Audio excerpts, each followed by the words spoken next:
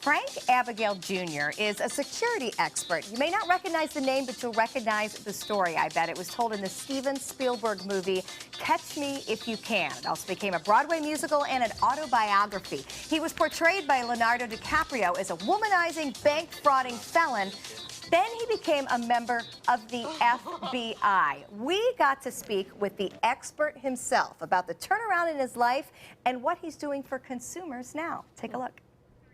Frank, welcome. I have to start with the irony not escaping us. You successfully conned the FBI for years, and now you're a consultant for them. So how was that transition?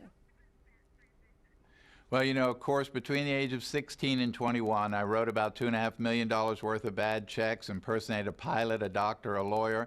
I was arrested when I was 21 years old. I served 5 years in prison, and in February of 1974, the government offered to take me out of prison on the condition I go to work with an agency of the federal government for the remainder of my sentence or until my parole had been completed. I agreed, and 40 years later, 4 decades later, I'm still at the FBI.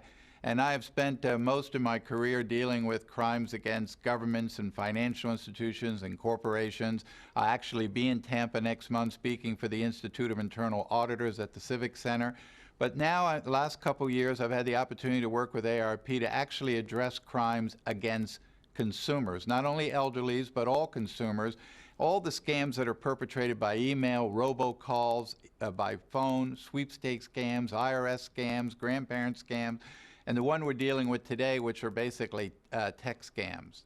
Okay, so let's talk about the tech scam, because these seem very legit when we're approached, because we don't have a lot of tech knowledge, many of us.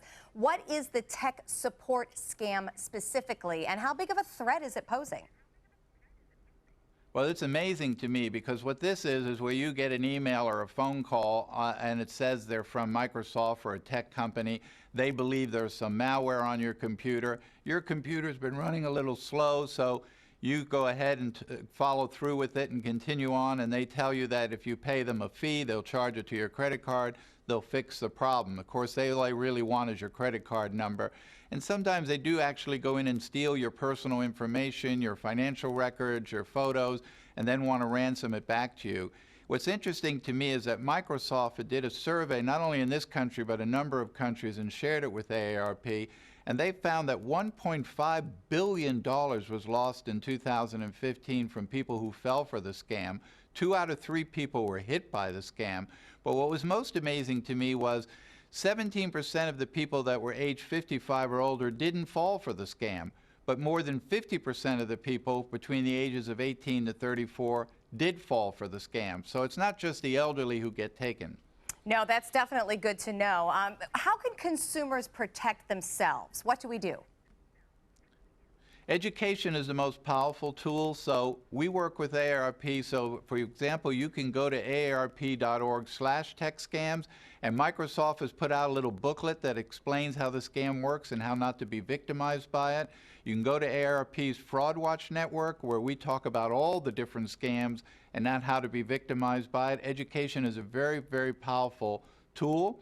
And AARP Fraud Watch Network also has an 800 number, so if you are victimized and you have lost your money, they will walk you through and help you try to recover that money and explain to you what steps you need to take to do so. All right, thank you very much, Frank. It's good to know that people like you are out there watching these things and then giving us advice to keep our eyes open as well. And thank you for getting the word out. We appreciate it very much. Can you imagine that? As a teenager, he had all that going, and he has turned it around now to help people. But fascinating I like the guy. part that it was young people who fell for the scam and not the older people. No, very good point, So everyone is susceptible, so we just have to be aware and use some of those tips. A lot of people with a lot more tech knowledge than us, that's for sure. So you can get more knowledge, aarp.org, and that is where there is more information about these tech support scams.